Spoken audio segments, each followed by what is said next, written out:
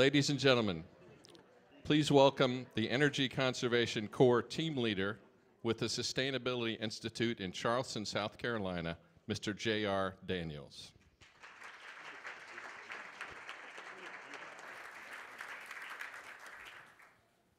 Good afternoon, everyone.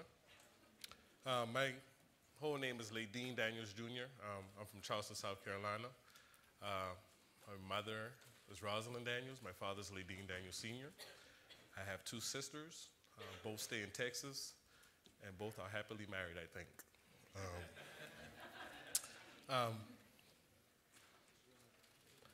I just found out that the intercom is actually the voice of God. So I'm going to pray to him real quick, and if y'all can just give me a brief moment. Okay. Dear God, thank you. Thank you for everything. Thank you for this opportunity. Thank you for just giving me a second chance at life. Thank you for just being there for me. A couple of weeks back, I prayed for a Bentley. And I'm still waiting on the answer. I know I got to be patient, but do you have any reply on that prayer, God? I don't believe you filled out the proper forms.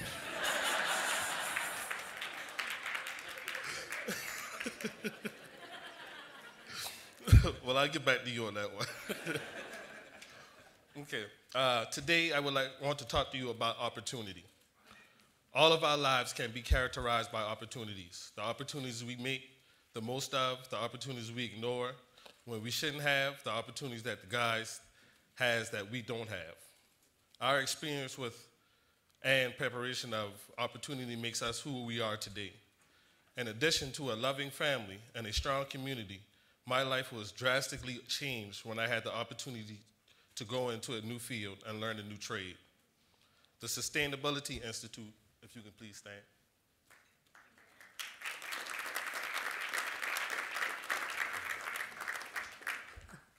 The Sustainability Institute invested in me when no other place wouldn't. It gave me a purpose when other purposes were only of advertising the job. Now that I'm a part of something bigger than myself, something innovative and exciting that enables me to provide opportunities to others in my neighborhood, community, and country. Every time I weatherize a home, I'm helping someone in my community to have lower energy bills, to be more comfortable and reduce their impact on our environment. Now I'm a crew leader of the Sustainability Institute Energy Conservation Corps, on my way to receiving a building analysis certification and starting up my own business. I am proud of where I am now and where I'm going, but it's the opportunity that got me here. After a sea of missed and missing opportunities that I want to talk about today. I was born on January 12, 1981, but I'm not going to go back that far, so don't worry about it. I always had a lot of friends. Matter of fact, one of my friends are here now. If you can please stay. Thank you. Did well in school, excelled at football, basketball, and track. In 2001, I joined the Marines. Simplified, devil dog, simplified. While I enlisted, I got into financial trouble and started selling marijuana. If you would allow me, I would like to explain some of the things that I used to do long time ago. One situation was I was stationed in 29 Palms, California, and where that is very close to certain places, and I was just loose as a goose, man. I was just spending my money how I would spend it and didn't even care. I was in one club, certain kind of club, and every time I would go to this ATM machine, there's a $13 fee just to use the machine. And I went to that machine like 4 or 5 times one night. So I was just wasting my money, not managing it correctly and just not caring. So when I got stationed to North Carolina, I started getting into trouble with my command, having all kind of debt, not paying my bills, anything. So I started selling marijuana in prison. Well, actually, my girlfriend was selling it for me, but I got greedy, so I started selling it. one thing led to another. I got locked up in the break, 13 months in the break. Only thing I can say about that, it was a good experience, a bad experience, but I still got paid while I was in jail. Nobody does that. I don't know how that happened, but thank God it did. I was sentenced to 13 months in jail and received a bad conduct discharge. It's not a dishonorable discharge, but it's very close. I can't get no state jobs. I can't get no federal jobs. I can't apply for certain benefits that other civilians can, and it was just hard. So afterwards, I moved back to Charleston. In 2006, I was up to the same old things, just not caring about my life. Was doing drugs, marijuana, cocaine, not crack, just cocaine. And it was just, I didn't care. So one time I was trafficking, I was in the Sofa Superstore truck, and I had a sale in Kiowa Island, and I was in Walterboro. And if anybody knows what that is, that's a little skip. I had to be in Kiowa Island by a certain time, and I was behind schedule, so I was kind of speeding in the Superstore truck. I also had drugs on me. It was election weekend. I got pulled over, went to jail. I was sentenced to 7 years for trafficking and burglary second degree. While in jail, I worked to change myself for the better. I tutored people to help them get their GED, and after 2.5 years, I was released on parole. Sometime in life, you can literally feel when the end of a chapter and the beginning of another. Like I was saying before, nobody wants to go to jail. But that second time in 2006, me going to jail was the best thing that ever happened to me. I remember when my parole was coming up, talking on the phone to my girlfriend at the time. You can't be released on parole without a job lined up. Even though she was the manager at McDonald's who hired everybody, she just wouldn't give me the position. And I was real upset. Upset to the point one of the guys I was close to in jail, he gave me a light push on the back. And I wasn't ready to be, this wasn't the moment to be playing around, so I pushed him back real hard. He took a magazine, he rolled it up, and he hit me back in the head. At that moment in time, I had a choice to make. I can either defend my pride and fight this man and lose my parole, or I can act like a punk, and just go back to my room and lay down and still have parole. So that's what I did, and that's how I'm here now. I was proud of how I changed, and I hope society would be too. A few weeks later, after I was released, I applied to work at Chick-fil-A in my community, and I was sharp, just like I am now. My answers were good, but when it came to the criminal history, that's where we had trouble. So I handed my application, and he's looking over it, good, good, good, we need this, good, good. When he got to it, he was like, I saw you had a criminal history, what for? I told him trafficking and burglary second. His reply was, tell you what, hold on to this application. What? It's my job to fill out the application and give it to you so you can hold. What good is it going to do for me to hold it? So right then and there, I was real mad, real upset. I wanted to go back to the things I were doing. And to comment on that, doing wrong is so easy. Selling drugs is so easy. Yeah, you have more consequences for doing it because it's against the law, but it's so easy. It's so easy to tear down something than it is to build it up. And that's where I was with myself. I just wanted to go back doing things that were easy, knowing that I can't get nothing from it. So I prayed, I talked to my mom, I talked to my dad, I asked them for support, and they just kept helping me. They just kept supporting me. And they introduced me to my pastor now, and who introduced me to Nelson B. Rivers III. He directed me towards Pastor Bratton, who also works for the ECC. Pastor Bratton introduced me to the Sustainability Institute, who welcomed me with open arms and who have continued to support and encourage me through their irreplaceable education, training, and guidance. I feel passionate about serving in my community as a part of the Sustainability Institute, an environmental nonprofit which has reduced energy use in Charleston's built environment since 1999. I remember one homeowner I worked with named Ms. Grant. Her energy bill was like around $600 a month. That's a lot of money. She was really struggling to make ends meet, taking care of her son, who was her first priority, and everything else came second. Her son was in a bad accident. He's paralyzed from the waist down, and they don't have really good insurance. So a lot of her money was going out of pocket straight to the doctors. And just by me being there, just by me communicating with them, building a relationship with them, we still talk to this day. She texts me, happy birthday, Merry Christmas, and I do the same for her. Me and her son are big Dallas Cowboy fans. Any of them? You rock, you rock. The rest of y'all know. Whatever. When we were working in her home, I made it a point to help out in any way possible. So upon completion of her home repairs, and we exchanged phone numbers to stay in touch. To this day, her son and I still remain best of friends.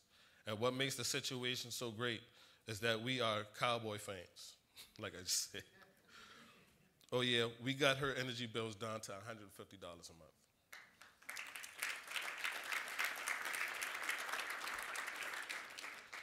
We help homeowners by making their houses more comfortable and their energy bills more affordable.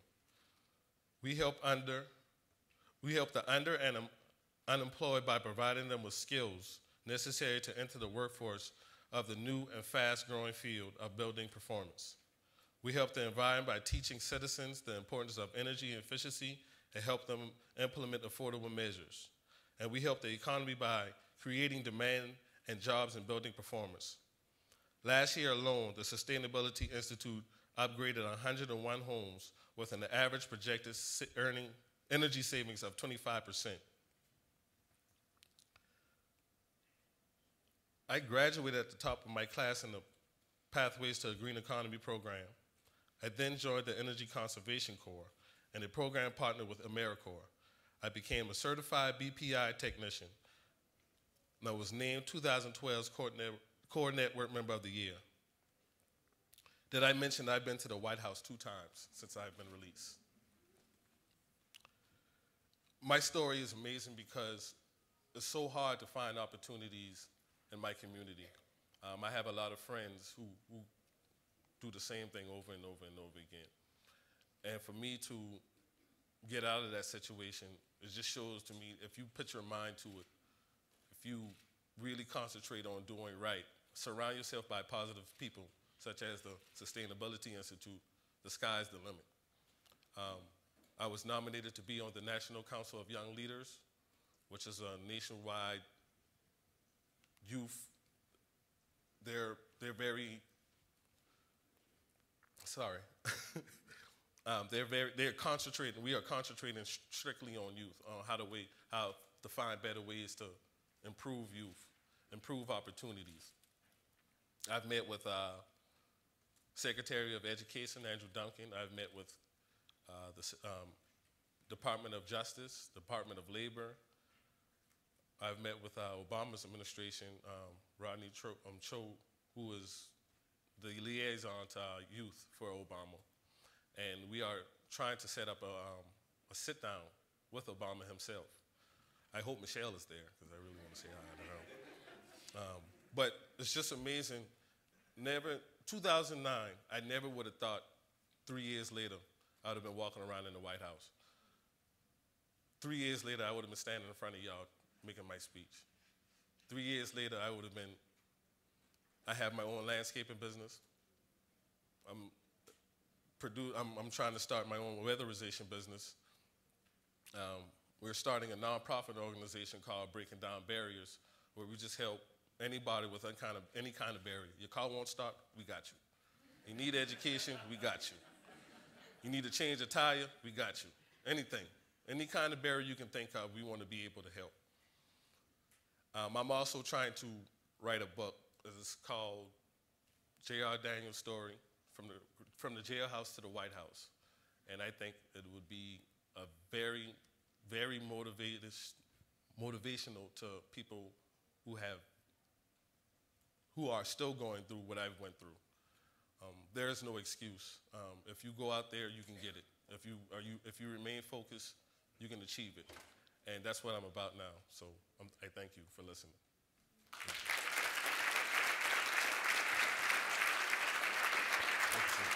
Great start.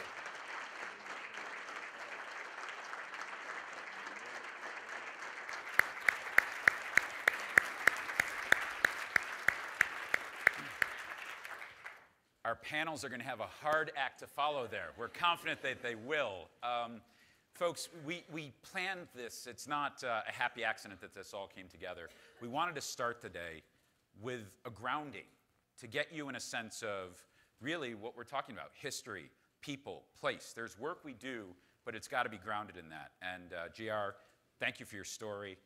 We were just talking that that's how you rebuild communities. So thank you for being here.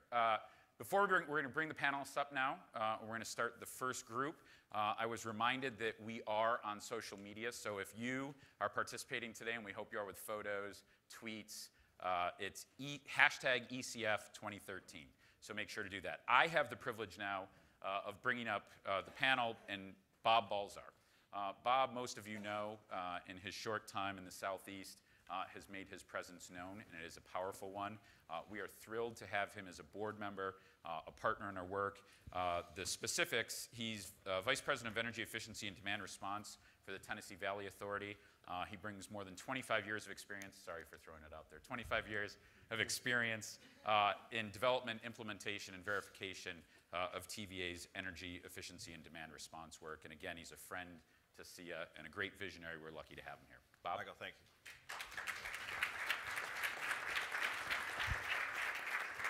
So I need to say a couple of things before we get into our panel discussion. My youngest son was born in 1981, so JR, great success, and there is so much more in front of you. Just keep chugging. You will do well, buddy. You will do well.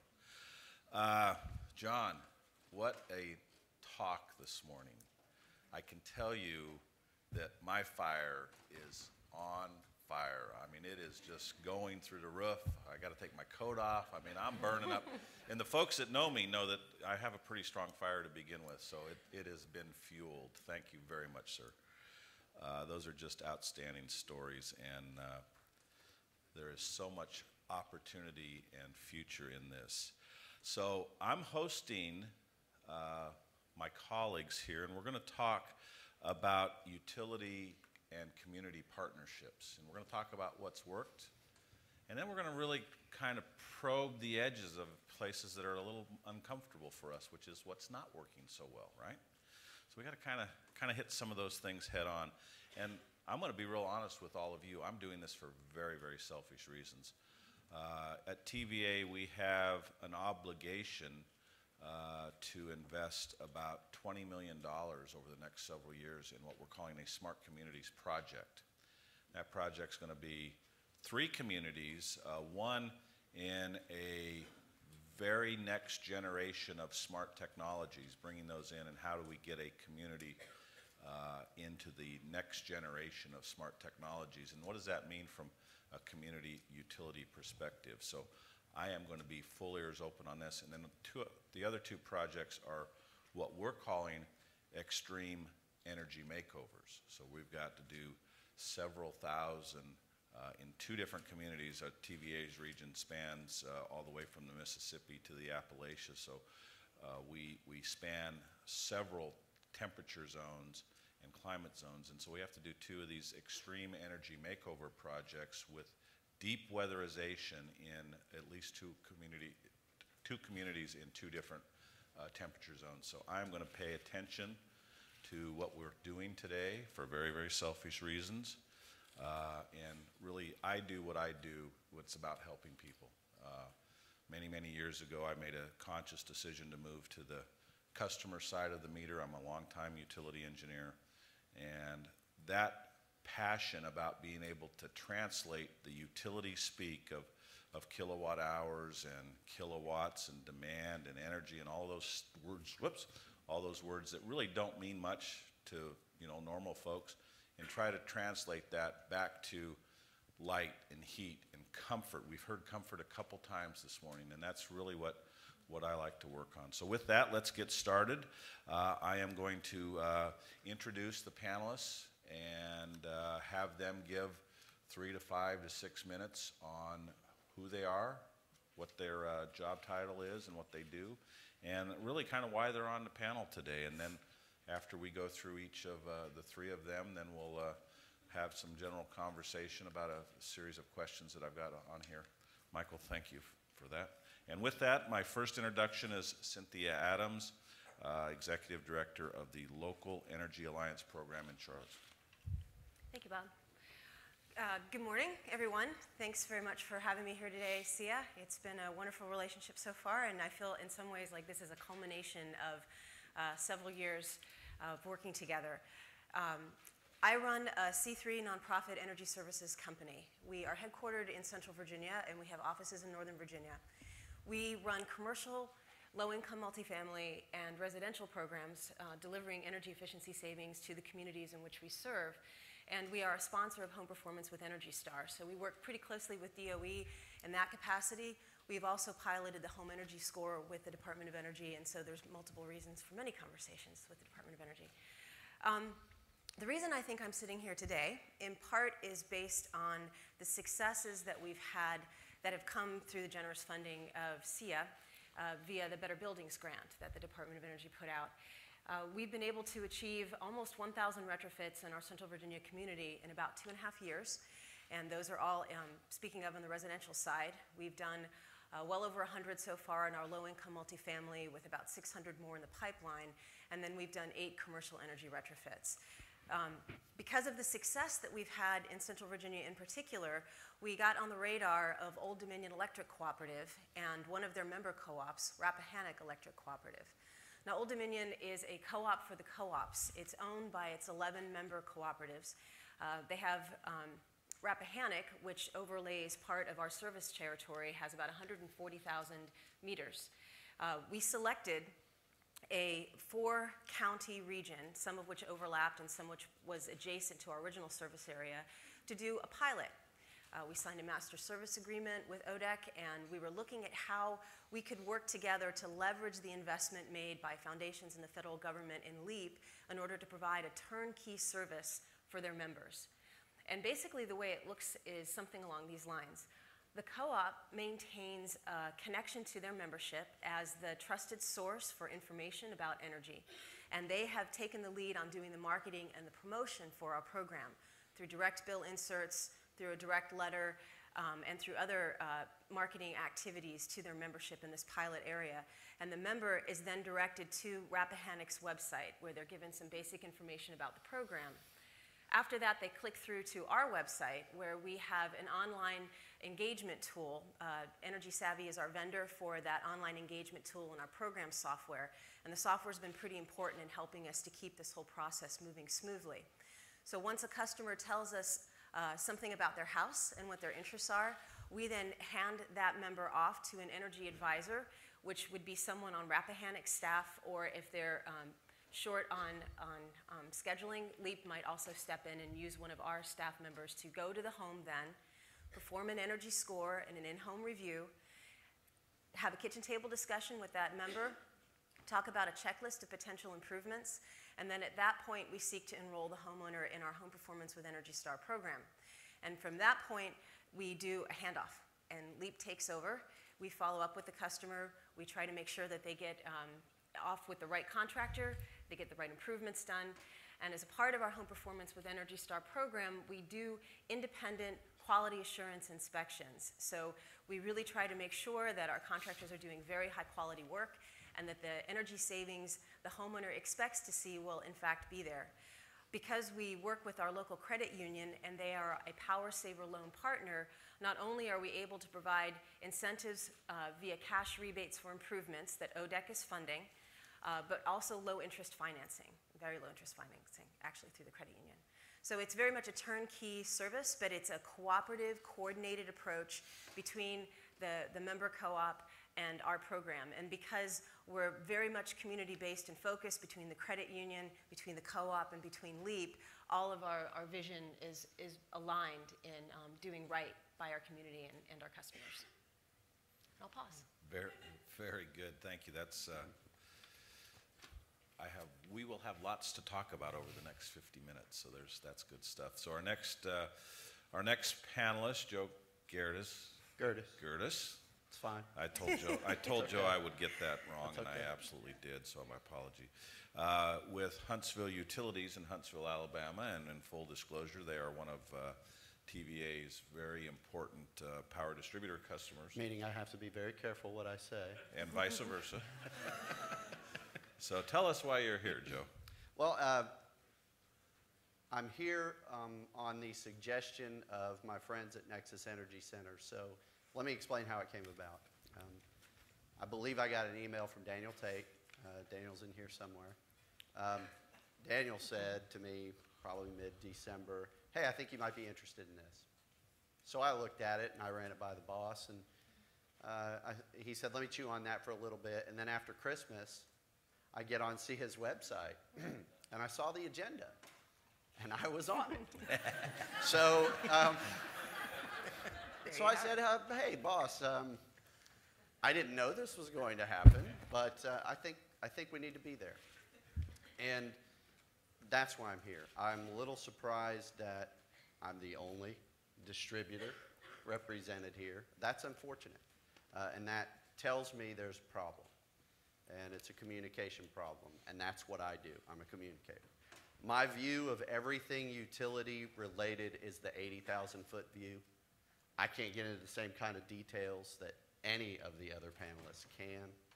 But what I can do is keep the conversation going. And I'm going to use Nexus as the example of why that must happen.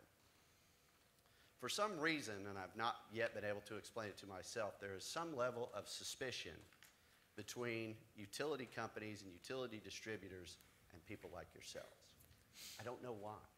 I mean, I kind of know why, but I don't know why there are those that don't feel like we can talk to each other. So we got into the WISE program with Nexus. Ruchi, correct me if I'm wrong, but it was about 3 years ago when it started. I happened to be involved in that conversation in my previous time I spent with the Home Builders Association. I was government relations staff there. And the utility and Nexus came to us to say, we need an educational qualifier for our participating contractors. So we did that, and so I sit in a unique position, I feel like, to have been involved in this discussion from the home builder side as well. So I'm familiar with South Face. I'm familiar with, in Alabama, we have a very dysfunctional program called Energy Key. That's a whole other story. But so we got into the project with Nexus, and then there was a change that came down from DOE through SIA in how the rebates and the refunds to the customers that participated were to be paid out. And the communication line broke down.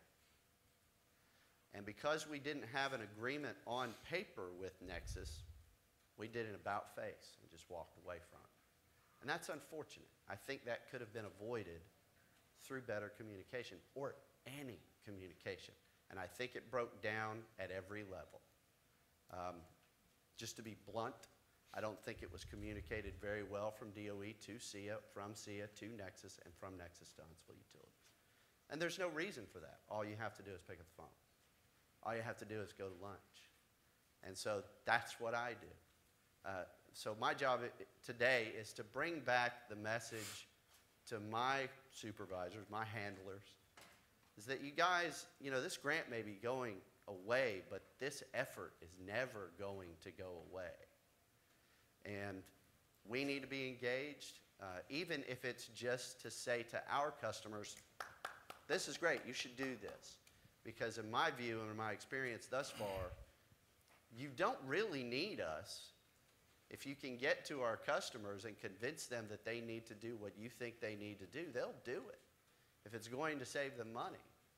If we can somehow help you do that, I think we will, but we may not be able to. Again, my central message is we should still be able to sit around the table and talk to each other about it. And so we've come back to the table with Nexus, and we're talking. We don't agree, but we're talking. So talk to me, that's why I'm here. Just a little bit about myself, though, and it's going to get around the room if I continue to get to know you guys. One of the SIA employees has become particularly interested in the fact that I used to front a thrash metal band. My hair was decidedly longer than it is now. I was quite a bit younger, and that experience has a lot to do with why I have no fear of being in front of a crowd. But so that's, if you want to talk to me about that, great, but it's pretty boring.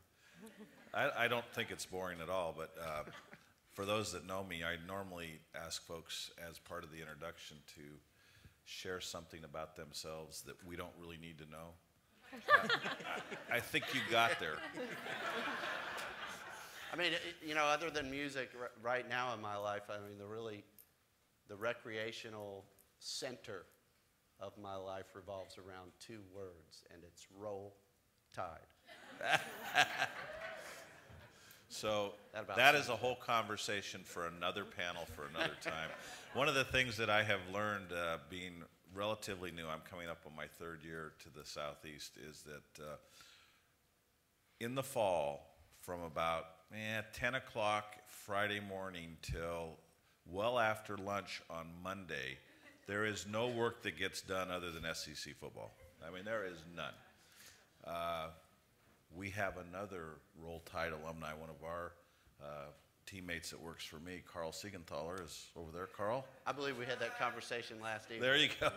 All right, but you can see why Joe is here. We do need these really candid conversations about the fact that we can be as driven and as focused and as righteous as we think we are sometimes and still not reach the goal line, to continue with the football analogy.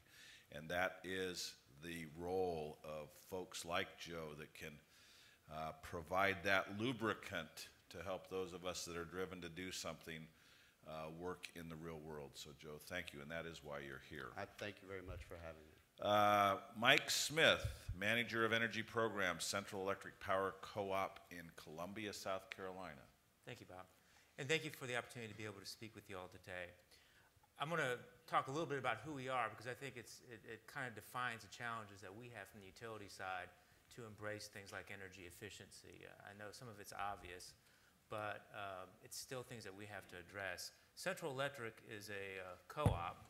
It's owned by its 20 members, and we have 20 South Carolina distribution cooperatives that are in every county in the state. We serve a third of the population, and it's about 1.5 million people. We're 90% residential, but what's interesting is of our residential customers, 25% live in manufactured homes. As we are all aware, you have to treat differently than stick-built homes, and there hasn't been as much out there for them. So we kind of, back in around 2007, 2008, as a utility, we're responsible to meet the needs of our members, which is cheap energy on all the time and reliability. And we were kind of looking down some real big questions with the carbon tax that was being considered and with the threat of the generation that we were planning during that time. And so we were looking at what our options were, and one of them was energy efficiency. Bringing in renewable energy, which was still very expensive at the time. Like I say, sometimes we have a very short period that we look down the road. And we decided to start a weatherization. Well, we wanted to weatherize homes. What would it look like if we weatherized some homes in South Carolina? So we funded for these homes to be weatherized. It was about 65 homes, and we did not have a very good infrastructure of contractors, which we know is one of our challenges.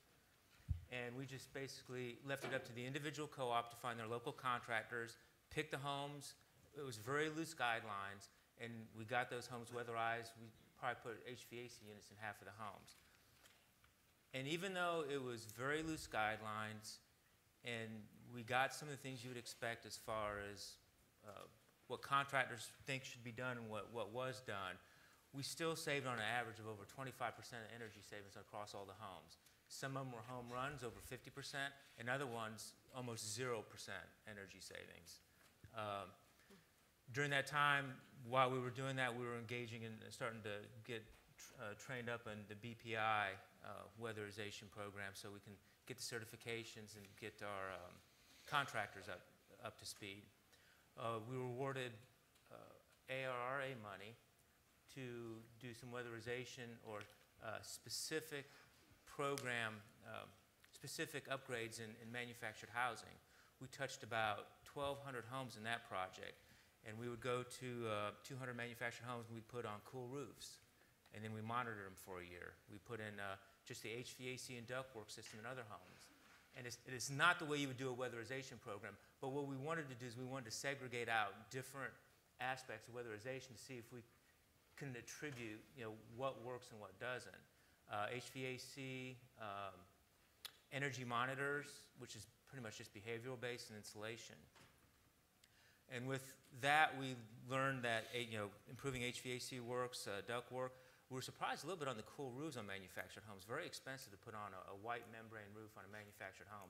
I mean, we were putting these on homes that the upgrade was probably worth more than the home. But the energy drop, especially during our peaks, was amazing. It was amazing in the wintertime, which we didn't expect, that the homes stayed warmer because of the infiltration benefits that these roofs put into place. And then our next step and last step, which is the Help My House project, is we put in a on-bill financing. In this case, we were looking at, we ended up upgrading 125 homes. Our members paid for these upgrades. It was an average of $7,500 a home that they paid. Some homes we put in only $1,200 worth of work, and other homes we put in over $12,000 worth of work. What we did is we used a modeling software, REM design, and we just modeled the home, and if the numbers proved out that it would get the payback within 10 years, then that home was eligible, and we'd go ahead and upgrade it. So the members paid for that, which was close to $1 million in loans. Our program costs were close to $1 million, and this is one of the things we'll talk about. If you're not going up the scale, it's not going to work from our side, from the utility side. We are just finished up our year, after those homes were weatherized about a year ago, and we just finished a year's analysis, and now we're waiting for the report to come back on that to see were our predictions accurate on a home-by-home basis. Because for us, if we're going to ask our members to take out a loan on the home, it's got to work for them. It can't just work on average for the utility. From the utility point of view, if we get an average savings or an average drop of 30% a home, we're happy. But for the person that's paying that loan, their home has to hit it too, which makes things a little bit more difficult. And then we're also kind of finding out, getting into the aspects of behind the meter when you get involved with somebody's home in their life, that it kind of drags you into a whole nother can of worms, so to speak, that you become responsible for because it was your program that went into their home and may have caused some things to be worse. It doesn't happen often, but if it happens once, it's really, we have to address it. That's great. I want to take this opportunity and follow up just on one question of Mike that I've struggled with a lot, and we have similar populations in the TV area in some of our communities, and we are working very closely with the manufactured home builders, and we are providing a $1,500 upstream incentive so that they are building these homes more efficient at the factory. And so we're very interested in this space. And one of the things I struggle with, and I'm wondering if you guys have got to a solution set, is the landlord-tenant problem. Are you in your manufactured homes space working with people who have to own the home, or have you figured out the landlord-tenant problem? Well, as part of our on-bill financing legislation, it allows for us to, well, first of all, on-bill financing is very powerful because we have the right to cut off your meter if you don't pay your loan back. And that right there, reduces the number of defaults on the loan and makes low interest loans. You know, what we did is we took out a $750,000 no interest loan from the USDA, and then we tack on 2.5% interest on that. So you may take a $7,500 loan out on your home, but it's only at 2.5% interest, and that is part of the attractiveness. But we also have the right to cut off your meter if you don't pay your loan in addition to your utility charges. The landlord lease, there is a provision in there that allows the tenant to take on that loan to say, I want my home to be weatherized because I know that my net bill is going to be less. That's the goal, right? You know, we upgrade your home and we're just measuring it on energy savings, and if you pay $1,200 electric bills in a year, then the loan plus the new electric bill has got to be less than $1,200. That it allows us to enter into relationships where our member who is just leasing a place can take out one of these loans with the landlord's permission. And it's the landlord's obligation to notify the tenant that's coming on that they have this obligation. But their home is weatherized, and their electric bills are so much better. And it creates a more competitive product for that landlord, right? Because I tell you, as a landlord, what is your incentive when you don't pay the utility bill to upgrade your homes? And my wife and I own just a couple properties ourselves, and we struggle with it. I mean, it's hard enough to make the numbers work anyway, and then to go the extra mile and put in better insulation or a better heat pump or even look at the ductwork is a challenge. And we heard from John earlier, and it's absolutely true in our region as well. We do have many homeowners whose power bills exceed their rent, either their rent or their mortgage. And that's not uncommon in many parts of our service territory. So let's work through these questions. Cynthia, tell us in what is really working in your community, and what would you have the group out here as key takeaways on what's really working and what could be the key takeaways for what you would like to share. Well, I think what's working so far is that it's a pilot, and as a pilot, it's working as intended. In other words, we're learning things, things that are allowing us to make course corrections, because the whole point of doing the pilot is that you want to eventually roll the program out through the rest of our Rappahannock's territory and or system-wide through the rest of ODEC's co-ops, 9 of which are in Virginia. And we'd want to administer that program for them. So I think taking the time to do a pilot and to identify what questions you want to get answered, and then being willing to, as I say, make these course corrections as you go through it is really, really valuable. Don't be afraid to innovate as you go along, because there's what you think might be problems, and then there's the problems that you don't know are going to be problems until you get into it. So you need to leave yourself some time. I think the other thing that's working really well, but also the thing that makes this a challenge, is that we have 3 entities with whom we're dealing as we administer the program. We have ODEC, who is regulated by FERC, not by our state Public Utility Commission, and so they're providing the funding for the program, but we're working in partnership with Rappahannock, and they have staff folk who have been BPI trained as building analysts, certified as building analysts, and they're doing the actual in-home review mostly. So there has to be a very coordinated effort between the promotion of the program, the funding of the program, the execution of the program, and with customers and contractors kind of in between. And that means that the 3 of us as entities have to be on it in terms of our communications, whether that's sort of regularly scheduled phone calls or in-person meetings, because that one-on-one is really valuable. And ODEC's offices are in Richmond, Rappahannock's in Fredericksburg, and we're headquartered in Charlottesville. So you get a sense of the collaborative process is a wonderful thing, but it has to be managed correctly.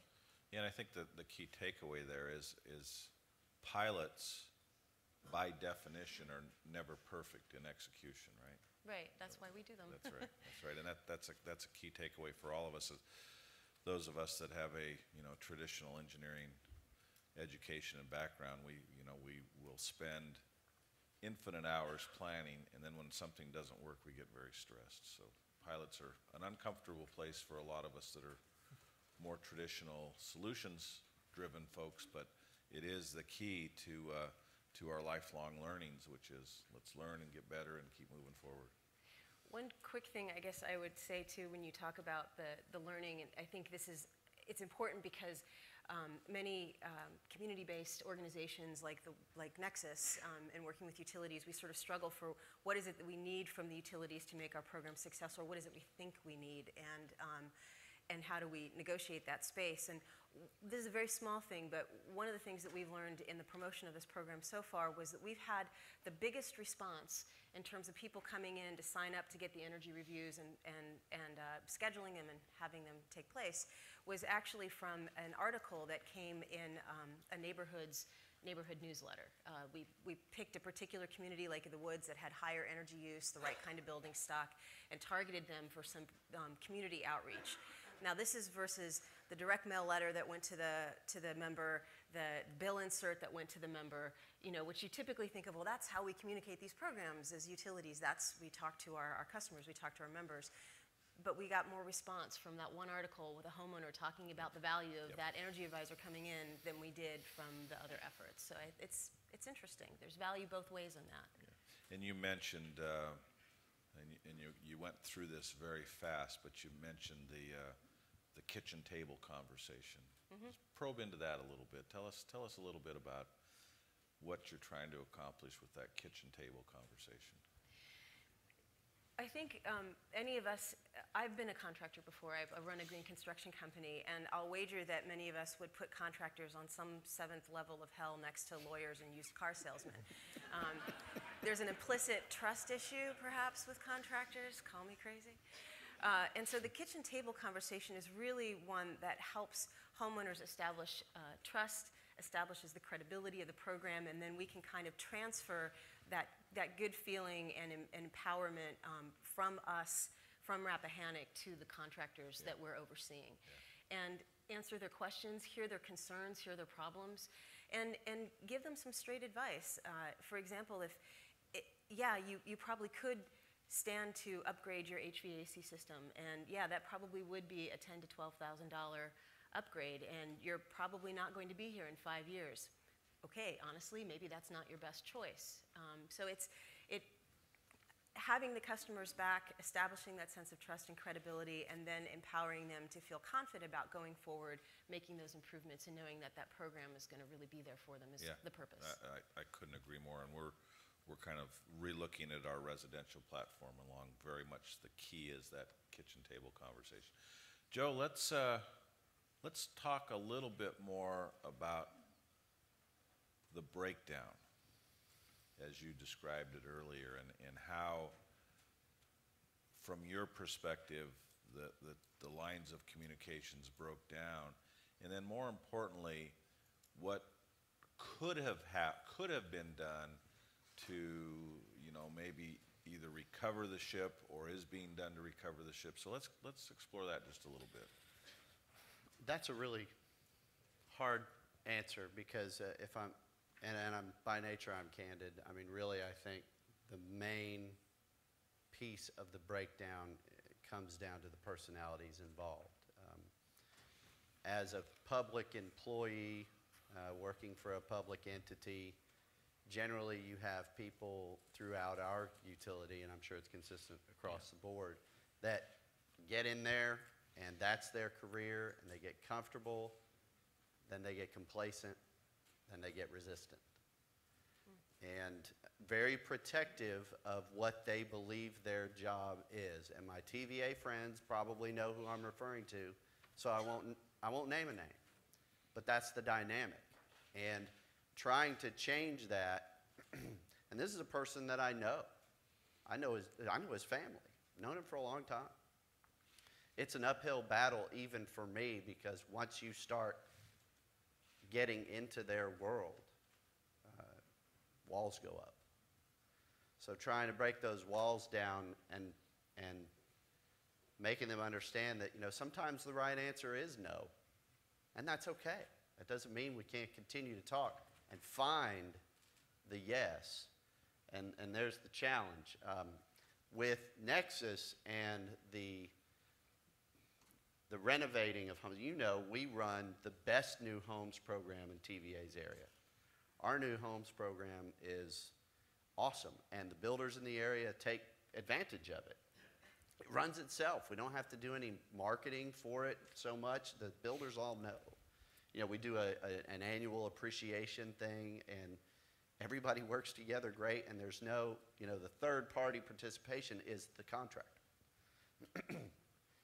The challenge here is with Nexus in the sense that I don't think we've ever done anything like that before. We've always run the programs ourselves, opting into whatever TVA offers. So that's a dynamic that nobody in their years and years of service to the utility was accustomed to. And so I think, at least from our side of the table, that's where the breakdown is. And then really just the lack of communication. So how do you, as a relationship professional, how do you get personalities out of the equation, and how do you make sure that there is focus on the thing that needs to be done, whatever that might be? Put simply, just tell the truth. There you go. How many, does that work for everybody? And my relationship with Ruchi and Daniel especially, and of course Megan, but not as much because I don't talk to Megan as much. But it's just to be very frank, and I've told them, you know, we may not be able to hold hands, and as time goes on, I find that to be probably more true. And that's unfortunate, but they need to know that. So if it's time to stop trying to break down that wall, then they can stop wasting their time with us. I don't know if they are yet, and I don't know if the answer is no, and I won't stop until I'm convinced that it is, because I owe it to Huntsville Utilities and to Nexus to try and work it out. That's my job. I love doing it.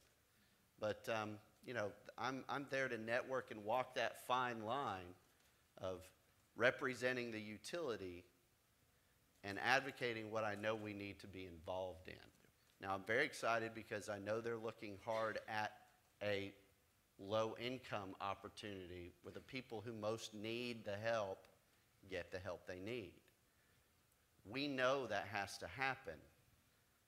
I've heard our upper-level management say that out loud. So there's another opportunity. So that's why I say I don't think the answer is no yet. We just have to find another way. If we have time, we're going to come back and get into that other way, because I think there's that's where we go, right? Right. So, Mike, you made a comment in your opening remarks about need to get to scale. Right. Right. So tell us what you mean by need to get to scale, and from your perspective, you know, I think I heard a big number, but you might want to share with us again what that big number is. And but anyway, tell us what you mean by get to scale.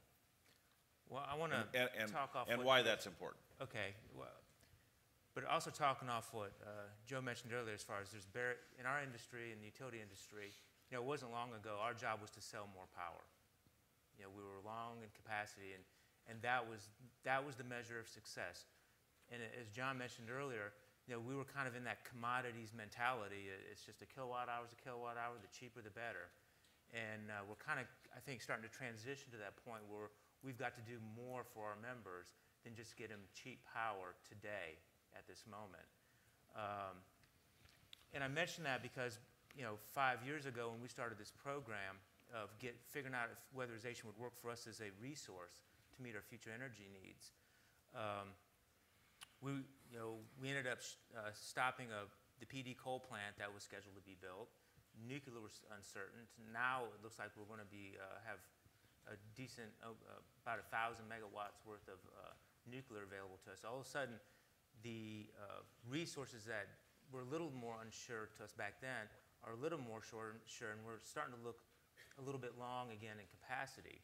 But we have to look beyond that.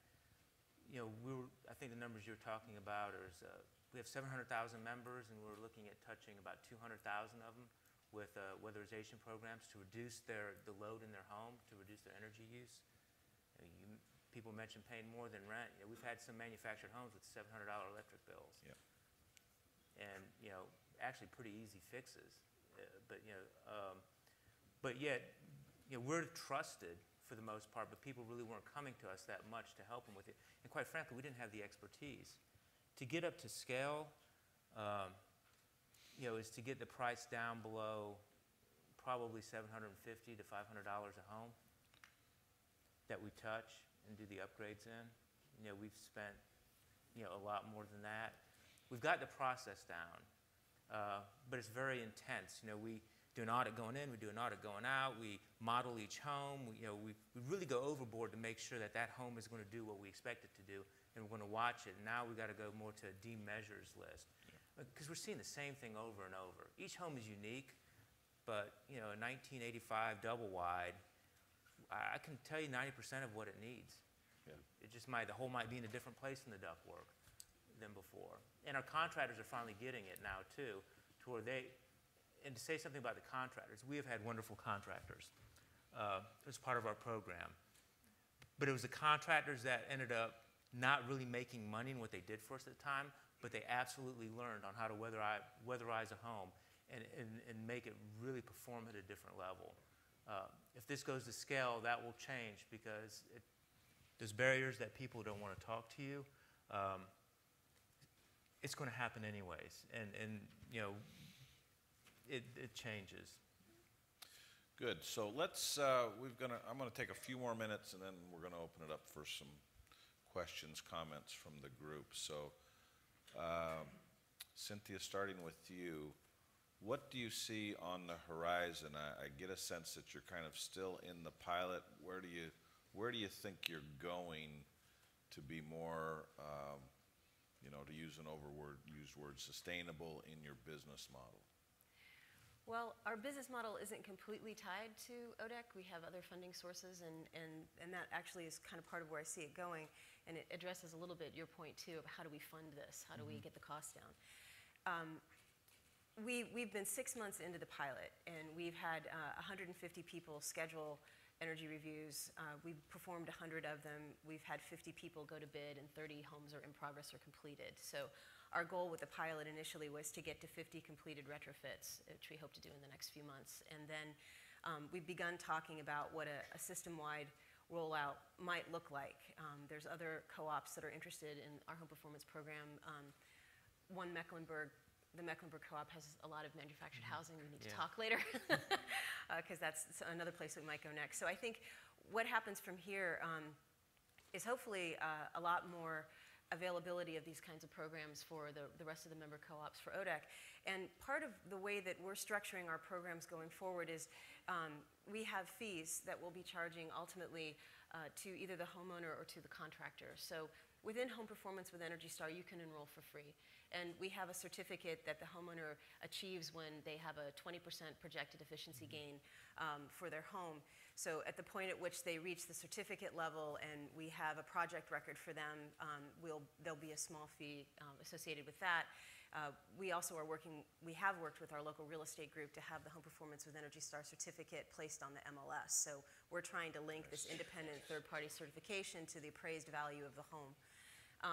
The fees to the contractors, the contractors in many utility programs are doing very well with them, not that they don't have complaints about the software they have to use or the hoops they have to jump through or the training or what have you, but they basically are getting handed customers and they're getting handed rebates in order to underwrite the cost of those jobs. And I can tell you ServiceMagic isn't doing that for them. ServiceMagic is charging them a fee in order to give them with a customer. Our customers are particularly well qualified. We know stuff about their house. We know what they're interested in. They've gone through the trouble of getting in touch with us and filling out an online survey, and that's a pretty darn good qualified lead. And so part of what we're looking to do is to charge a success fee to the contractor at the point that that job goes to bid close.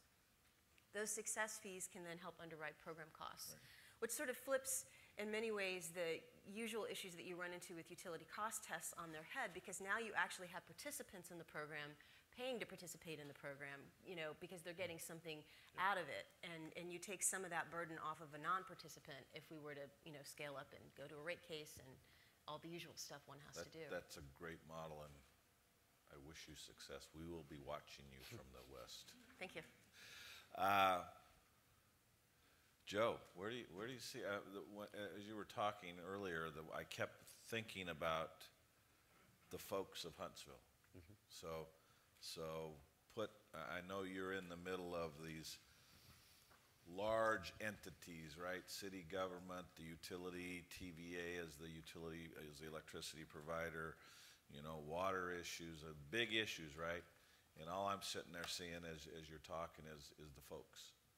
So tell us how you keep balanced around making sure you're doing the right thing for the folks. That's a tough one to answer, I think, because for us, everything revolves around the money. How do you pay for it? The fortunate and unfortunate circumstances of this are electricity is very affordable in Madison County because of TVA, because of Huntsville Utilities. So is water, so is natural gas. So what you're talking about is facilitating a cultural change, getting people interested in being more energy efficient, you know, and let's forget about the people that need it the most, because I don't know how we're going to communicate with them. Yeah. I think about it every day. But the people that we know will take the most interest in this have to see the benefit and make the changes in their own lifestyle. But the challenge for utilities is, and you guys will, if you haven't already gotten familiar with this term, get familiar with it, revenue protection and revenue erosion. If we're too energy efficient, it hurts our bottom line. And the trouble with that, and what I want everybody to know, if you don't know, is most of our cost is tied up in capital. It's all hard cost. It's not so much the electricity itself. It's the line that gets it there. It's the plant that generates it that costs so much money so that when the customer flicks the switch, there it is. And that cost is static. And it's the majority of what we have to pay for. So if the electricity that they're using is not paying for it, we have to find another way to pay it. So it's a catch-22. You save too much energy, the rates have to go up to pay for everything it takes to get it to you, because that has to be there no matter what. We haven't figured out a way to do it wirelessly. I feel like if we figure that out, we'd be doing it. We're out of business. So where do we go? Well, a lot of that rides on TVA. And where's TVA going? I'm not in the room on that conversation, but I would like to be. But as I understand March 5th, I'm meeting with some of your folks down there. So. All it would take is a call to my boss, and I'd be there. But what I'm getting at is, and what I think I see coming, is a better communication between TVA and the distributors communicating better with each other. But what I don't know how that is going to affect is the third party. Where does SIA come in? Where does Nexus come in? Is there an opportunity for them there? Because the culture at Huntsville Utilities is we're going to want to try to do it ourselves first unless somebody can convince us that the numbers work otherwise. We don't care if we make any money. It just has to be paid for. We're a public utility. We are not for profit. Right. And that certainly is an advantage that a lot of us do have in this region, is the public power model, and that is a powerful model. We have a new CEO at TVA who is getting us back to our roots, which is about doing stuff for the folks, and that's a great message, and I'm really proud to be part of that team. Mike, where do you see the future going with your utility and these kinds of programs? I think we're in a transition phase. We finished our pilot, weatherizing the homes at the beginning of last year, and one of the co-ops immediately saw the benefits. We have 20 co-ops that we serve, and there's 20 personalities, I think, as you guys know.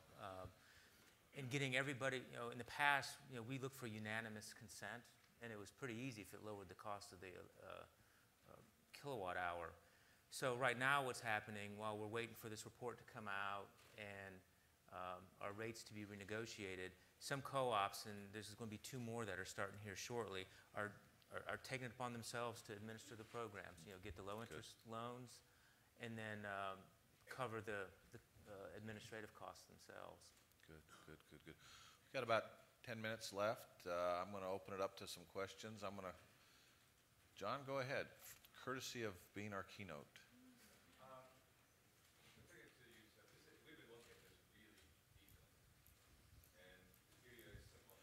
Hold the question. Are we going to get a mic up here for him? Thank you. This is more addressed to the two utilities. So if you, as an analogy, if you look at the third world, you'll see that they're 3 to 5, 8 years ahead in smartphone technology than we are here because they don't have the landline infrastructure. Okay. So your impediment is the existing infrastructure. Yes, as Joe described. Which we're not talking about. So the question I have for you, so we did an analysis of South Carolina. They export $30 to $35 billion a year to purchase energy because there is no source of energy that we're using currently in fossil fuels, nuclear, you got to develop all that stuff, and it's all centralized. But if you look at energy, my struggle is if I go to Europe, I can work with utilities that see energy as a resource, and they manage it as a resource and don't care where it comes from. And so if your customer is actually a generator as opposed to a consumer, they're both a consumer and a generator, and they're tied together in a network, why isn't it to your advantage to invest in that capacity for generation and management that is way lower cost than building these central plants, particularly when you look at the loss that's coming from by the time that energy gets from your plant to the house, it's like 1% of the energy. So are you talking about like microgeneration concept? I'm not talking about any particular technology. I'm talking about the concept of what is keeping the utilities, particularly the cooperatives and that are... So let's make sure that it's not 1%. The losses are significant depending on how you count it. Could be as high as 35%. But utilities struggle with that exact thing. I mean, at the end of the day, we have spent 100 years as an investment tool, right? And we have made investments in these things called, plants and transmission and distribution systems and infrastructure. So what you're asking an entire industry to do is to change, which many of us are working real hard at that. First answer is no, usually. Yeah, first answer is no. The second answer then is, unlike our smartphone technologies, there is a need to have a physical connection. We have not figured out a way to get enough electrons to, run just these 8 lights in this room without a hardwire connection. Now, there is stuff at play that's going to happen, but probably not in my lifetime. So I would just say that is a great future state, and it's going to take us probably a generation or two to get there. And I think that's the kind of commitment we have to make. I would like to add, we're bound by the rules that have been in place for a long time.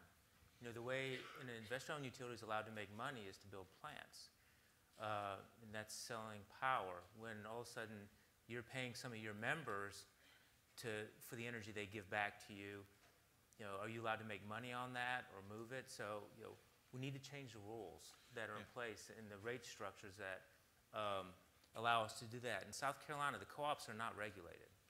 The IOUs are. But we can't be our co-ops are all throughout the state with IOUs surrounding us. You can't be too out of line with what's happening with the IOU next to you. You can't charge $35 for a facilities charge if the IOU next to you is charging $8.50.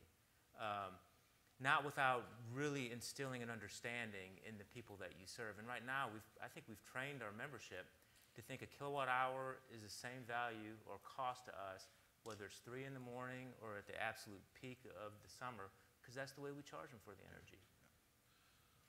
Great question. Lots more work to do. Hamid. Yes, I'm Hamid Andalib. I'm founder and CEO of Energy Earth. I'm an entrepreneur. I'm not tied to any company. I build businesses based on entrepreneurship capabilities that I have in my company. You can check my company, energyearth.com, but it's not an advertisement. Joe, If you ever lose your job, I hire you, man. No worries. Okay? So I appreciate your honesty. It is really a true fact that it is a catch-22, and I commend all of you, your commitment to the efficiency and demand response management. But this issue of revenue erosion, where you, for example, Bob, distribute to 150 different resellers of your product, there was 150 some P&Ls. There was 150 groups of people that they worry about the next raise and all of that. So I have actually heard literally in various throughout the country, as I am promoting what we're doing in terms of solutions, is like, I've got to have a P&L. How will I, if we have too much energy efficiency, it's going to come cut down on my revenue. And it's amazing how you committed so many years, Bob, in this world of trying to explain to them how energy efficiency and demand response is a good business practice. How do you translate that from one language to another language, and how do you do that? But I'm grateful that you are making every effort. But how do you do it? This is a big deal. So Cynthia, I think I'm going to throw this one to you from one entrepreneur to another. How do you see the profit and loss statement of your business? I mean, how do you see trying to navigate the waters of those of us that are public servants, trying to provide electricity, and, you know, first of all, the models were given, but trying to move those models to maybe a different future state. But how, as an entrepreneur, do you see being able to navigate through the waters? I think any good business person needs to understand their customer base and what their customer base's needs are. So it wouldn't do me a whole lot of, it would be a much harder sell for me to approach an IOU that was capacity long than it is for me to approach a muni or a co-op that is potentially capacity short, because they are looking at having to build new generation or purchase new generation, and the less cost of the energy efficiency may be a more attractive route for them to take than any of the other ones that are available to them, available to them now. And Virginia is a capacity short state. We import a fair amount of our power, and I like to look at some of the risk analyses that have been done by even investor-owned utilities like Arizona Public Service, where it's like, yes, gas costs are low now, but will they always be? And no, we don't have a carbon tax, but will we? Never. You know, there's some very real elephants in the room in terms of ultimately what our generation is going to cost here in the Southeast, depending upon what happens at a national level. So, you know, part of understanding where our potential utility partners are in that thinking, in their IRP process, in where they are with their capacity is important for us in terms of being able to discuss with them how we can be of service to them. And yeah, I guess that's how I would answer it. Good. Time for maybe one or two more? My name is Amelia Shenstone. I work with the Southern Alliance for Clean Energy, doing advocacy around utilities in Georgia and Alabama, including some co-op utilities. And my question is primarily for Mike. We've looked to the South Carolina programs from Central Electric Co-op as an example of good work moving in the right direction, and particularly the on-bill financing program. So I'm very glad that you're here talking about those. And I wanted to hear a little more about the decision to pursue weatherization as a big new direction for the co-op and how that came about. You mentioned that the possibility of climate regulations or carbon regulations played into it, but how much was capacity a factor in that decision? And what parts of your experience would you say are important for other utilities to hear about as they're thinking about the role of energy efficiency in their portfolios? Well, thank you. You know, I think in our model, we've done a very good job to put a process in place to deliberately weatherize homes and get results. And we've got that piece down. The harder piece is getting everybody on board that change is good for all of us. You know, I was talking to someone this morning that really the kilowatt hour you don't have to sell in the future has the lowest amount of risk to whatever's going to happen politically. or climate-wise or anything else like that. And so, if we start valuing that in our models, that will help. But I tell you, it's a real challenge sometimes because you run into obstacles everywhere you go within the utility industry. On one hand, you're rewarded for doing it one way, and then now you're saying it's not okay. It takes time, and it's really a challenge sometimes not to have it be personal, and just to allow for time in the process to prove otherwise. When we first did weatherizing some of the homes, there was a belief that there's no way we can get this home to use that much less energy for this amount of money, or that we couldn't do it very deliberately. And that's changed.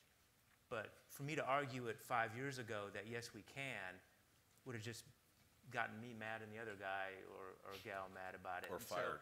Or fired. So for us, I think we're just laying the groundwork to be ready to move forward with this and say, yes, we can get the contractors up to speed.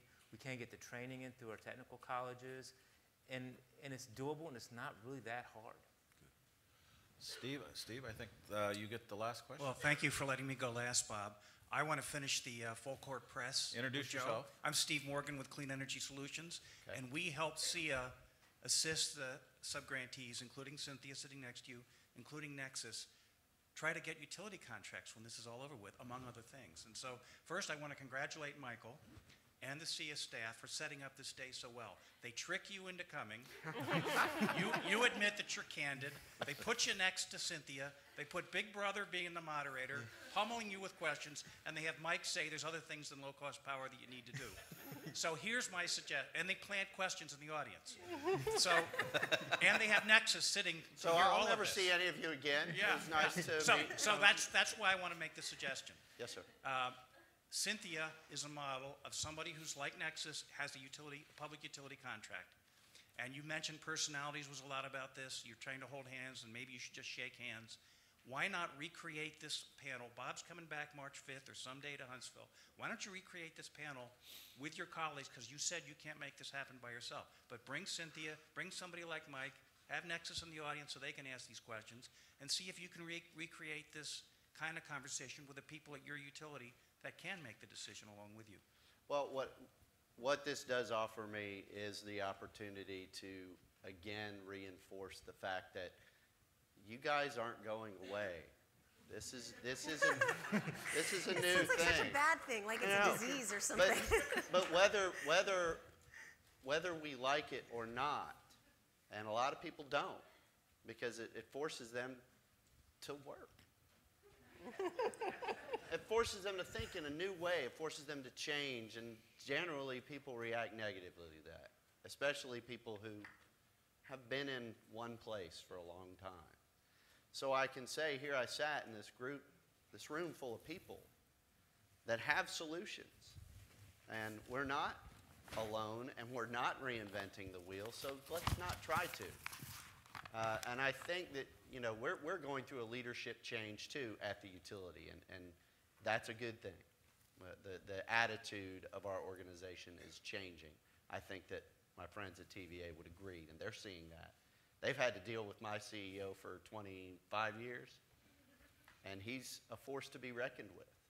But as good as that is for us, the utility, that makes life hard for you guys, because he's very set in his ways. Yeah, and he's a very good man. So that's a good But note. I will do that. That's a good note to close on. I want to thank the panelists. I think they've done a great job. Honesty works for me. I'm sure it works for all of you. It obviously works for them. So thank you, guys. Well done. And Michael, I don't know about anybody else, but I'm ready for lunch. Yes, and on that note, we are on a schedule. We have a couple speakers at lunch, so we're going to ask everybody to head out to lunch. We have SEIA staff in the back, Jamie from the Phoenix Group, who are going to direct you towards lunch, but we're going to move into lunch, get that quickly, and get 2 speakers going. So thank you, and thanks for the panel.